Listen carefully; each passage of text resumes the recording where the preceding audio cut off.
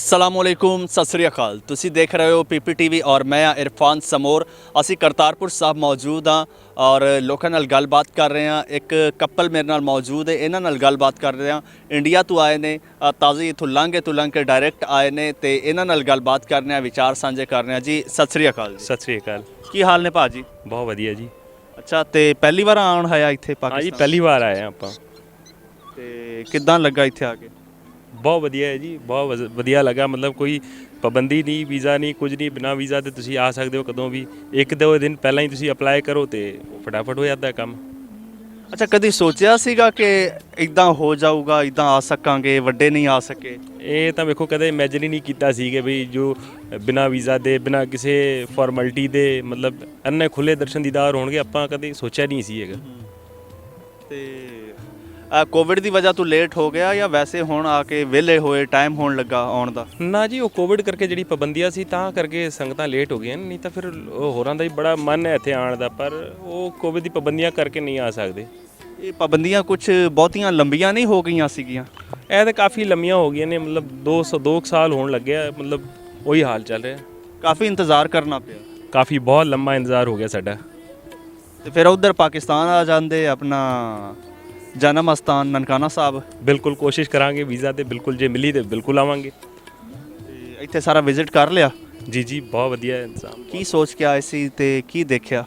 ਬਹੁਤ ਸਕੂਨ ਮਿਲਿਆ। ਇਹ ਬਾਬੇ ਦਾ ਉਹ ਸਥਾਨ ਹੈ ਜਿੱਥੇ ਬਾਬਾ ਜੀ ਨੇ 18 ਸਾਲ ਆਪਣੇ ਹੱਥੀਂ ਖੇਤੀ ਕੀਤੀ ਹੈ, ਕੰਮ ਕੀਤਾ ਇੱਥੇ, ਇਸ ਧਰਤੀ ਨੂੰ ਭਾਗ ਪਾਇਆ। ਇਸ ਤੋਂ ਵਧੀਆ ਹੋਰ ਕੀ ਹੋ ਸਕਦਾ ਹੈ? ਬਿਲਕੁਲ ਜੀ, ਤੁਸੀਂ ਸਹੀ ਕਹਿ ਰਹੇ ਹੋ। ਤੇ ਤੁਸੀਂ ਕੀ ਕਹਿਣਾ ਚਾਹੋਗੇ? मुझे भी आके बहुत अच्छा लगा। मैं तो फ़र्स्ट टाइम ही आई हूँ, मतलब मेरे लिए बहुत नया एक्सपीरियंस है पाकिस्तान आना, और पाकिस्तान के गुरुद्वारे में आके गुरु साहब जी के दर्शन करना बहुत अच्छा लगा। अच्छा, तो यहाँ का पूरा एनवायरनमेंट कैसा लगा? लोग कैसे हैं? मिलना जुलना हुआ उनसे? मिलना जुलना हुआ, बहुत मिलनसार है, एनवायरनमेंट भी बहुत अच्छा है, और एक स्पेशल बात मुझे लगी कि यहाँ बहुत ज़्यादा पॉजिटिव वाइब्स है, बहुत अच्छा फील हुआ। अच्छा, ये यहाँ पे आके फील हुआ कि पॉजिटिव लोग हैं? लोगों के लिए मैं नहीं बोल सकती, पर जो गुरु साहब के दरबार में आके मुझे पॉजिटिविटी मिली वो अलग ही चीज़ है। लोग कैसे हैं यहाँ के, कैसे लगे? इंटरेक्शन हुआ है या नहीं हुआ? इतना ज़्यादा इंटरेक्शन नहीं हुआ क्योंकि हम लोगों के कोई इतने फैमिलियर नहीं है, बट जो भी हैं, जितनी भी मतलब कुछ प्रॉब्लम है, कुछ भी है तो हेल्प कर देते हैं। बात करने में भी अच्छे हैं। अच्छा, तो ये कैसे आपका प्लान बना आने का? ये क्रेडिट किसको जाता है?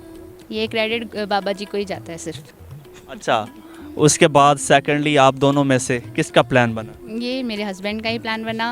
एकदम ऑन टाइम हम लोगों की हुई है प्लानिंग। हम लोग अमृतसर आए हुए थे, तो फिर 17 को ओपन हुए और हम लोगों ने अप्लाई किया यहाँ के लिए, और तुरंत हो भी गया हमारा। अच्छा, यानी अगर आप अमृतसर ना आए होते तो अपने घर पे ही होते तो फिर शायद डिले हो सकता था? हाँ, मे भी हो सकता था, पर बोलते ना जब गुरु बाबा को बुलाना होता है तो वो बुला ही लेते हैं। बिल्कुल। अच्छा भाई साहब, कर दे कि आप जी? ਸਾਡਾ ਹੀ ਬਿਜ਼ਨਸ ਹੈ medicine ਦਾ। ਅੱਛਾ, ਮੈਡੀਸਨ ਦਾ, ਫਾਰਮਾਸ? ਜੀ ਜੀ। ਅੱਛਾ, ਤੇ ਅੱਛਾ, ਲੋਕ ਮੈਂ ਗੱਲ ਕਰ ਰਿਹਾ ਸਾਂ, ਤੁਸੀਂ ਸ਼ਾਇਦ ਫੀਸ ਵਗੈਰਾ ਵੀ ਪੇ ਕਰਕੇ ਆਏ ਹੋ? ਜੀ। ਕਿੰਨੀ ਕਰਕੇ ਆਏ ਹੋ ਤੇ ਉਹ ਸਹੀ ਹੈ ਜਾਂ ਜ਼ਿਆਦਾ ਹੈ, ਥੋੜੀ ਹੈ? ਉਹਦੇ ਬਾਰੇ ਜ਼ਰਾ ਦੱਸੋ। ਜ਼ਿਆਦਾ ਜਾਂ ਘੱਟ ਤੇ ਨਹੀਂ ਕਹਿ ਸਕਦੇ, ਪਰ $20 ਫੀਸ ਆਪਾਂ ਪੇ ਕੀਤੀ ਹੈ। ਠੀਕ ਹੈ, ਮਤਲਬ ਇੰਤਜ਼ਾਮ ਹੈ ਇੱਥੇ ਵਾਸਤੇ। ਥੋੜ੍ਹਾ ਬਹੁਤ ਹੁੰਦਾ ਹੈ, ਠੀਕ ਹੈ, ਮਤਲਬ ਪੇ ਕਰਕੇ ਆਏ ਹਾਂ। ਮਤਲਬ ਇੰਨਾ ਵੀ ਨਹੀਂ ਕਿ ਆਪਾਂ ਨਹੀਂ ਪੇ ਕਰ ਸਕਦੇ। ਬਾਕੀ ਗਵਰਨਮੈਂਟ ਨੂੰ ਸੋਚਣਾ ਚਾਹੀਦਾ, ਮਤਲਬ ਜਿਹੜੇ ਅਨਅਫੋਰਡੇਬਲ ਬੰਦੇ ਹਨ ਉਹਨਾਂ ਦੇ ਬਾਰੇ ਵੀ ਸੋਚਣਾ ਚਾਹੀਦਾ, ਜਿਹੜਾ ਅਫੋਰਡ ਨਹੀਂ ਕਰ ਸਕਦੇ। ਪਰ ਮਤਲਬ ਤੁਸੀਂ ਕਹਿ ਸਕਦੇ ਹੋ, ਮਨ ਤਾਂ ਸਾਰਿਆਂ ਦਾ ਕਰਦਾ ਹੈ ਨਾ ਦਰਸ਼ਨ ਕਰਨ ਵਾਸਤੇ, ਭਾਵੇਂ ਉਹ ਗਰੀਬ ਹੋਵੇ, ਅਮੀਰ ਹੋਵੇ, ਜਾਂ ਅਫੋਰਡੇਬਲ ਹੋਵੇ, ਨਾ ਅਨਅਫੋਰਡੇਬਲ ਹੋਵੇ ਬੰਦਾ, ਸਾਰਿਆਂ ਦਾ ਮਨ ਕਰਦਾ ਹੈ। ਤਾਂ ਕਰਕੇ ਗਵਰਨਮੈਂਟ ਮਸਟ ਕੰਸੀਡਰ ਕਿ they should waive off this fees. ਅੱਛਾ, ਇਸ ਟਾਈਮ ਤੁਹਾਨੂੰ ਬਹੁਤ ਸਾਰੇ ਲੋਕੀ ਦੇਖ ਰਹੇ ਨੇ, ਠੀਕ, ਉਹਨਾਂ ਨੂੰ ਕੋਈ ਮੈਸੇਜ ਦੇਣਾ ਚਾਹੋ? ਬਿਲਕੁਲ, ਜਿਹੜੇ ਗੁਰੂ ਨਾਨਕ ਨਾਮ ਲੇਵਾ ਹਨ ਉਹ ਜ਼ਰੂਰ ਇੱਥੇ ਆਉਣ ਅਤੇ ਇੱਕ ਵਾਰੀ ਜ਼ਿੰਦਗੀ ਜ਼ਰੂਰ ਆ ਕੇ ਨਤਮਸਤਕ ਹੋਣ, ਆਪਣਾ ਜਨਮ ਸਫਲਾ ਕਰਨ। ਜੇ ਗੁਰੂ ਨਾਨਕ ਨਾਮ ਲੇਵਾ ਨਹੀਂ ਹਨ ਤੇ ਉਹ ਵੀ ਆ ਕੇ ਇੱਥੇ ਆ ਕੇ ਵੇਖ ਸਕਦੇ ਨੇ ਕਿੱਦਾਂ ਕੀ ਨਜ਼ਾਰਾ, ਕੀ ਵਾਪਰਿਆ ਹੈ ਗੁਰੂ ਨਾਨਕ ਸਾਹਿਬ ਦੇ, ਵੇਖ ਸਕਦੇ। अच्छा बहन जी, हिंदी स्पीकिंग बहुत सारे लोग देख रहे हैं, शायद भाई की बात समझ ना सकें, आपकी बेहतर समझ सकें, आप कोई उनको मैसेज दे दीजिए। मैं उनको यही मैसेज देना चाहूँगी कि लाइफ में ज़रूर एक बार तो यहाँ आएँ और दर्शन करें। यहाँ पे बहुत अच्छा लगता है, बहुत अपनापन लगता है। इंडिया पाकिस्तान के जो भी मसले रहे हैं उनको एक तरफा करके बस गुरुद्वारे के दर्शन करने आएँ। ਬਹੁਤ ਸ਼ੁਕਰੀਆ ਜੀ ਨਾਜ਼ਰੀਨ, ਤੁਸੀਂ ਦੇਖਿਆ ਇਹਨਾਂ ਨਾਲ ਅਸੀਂ ਗੱਲਬਾਤ ਕਰ ਰਹੇ ਥੇ। ਮੈਨੂੰ ਤੇ ਇਹਨਾਂ ਨਾਲ ਗੱਲਬਾਤ ਕਰਕੇ ਬਹੁਤ ਚੰਗਾ ਲੱਗਾ।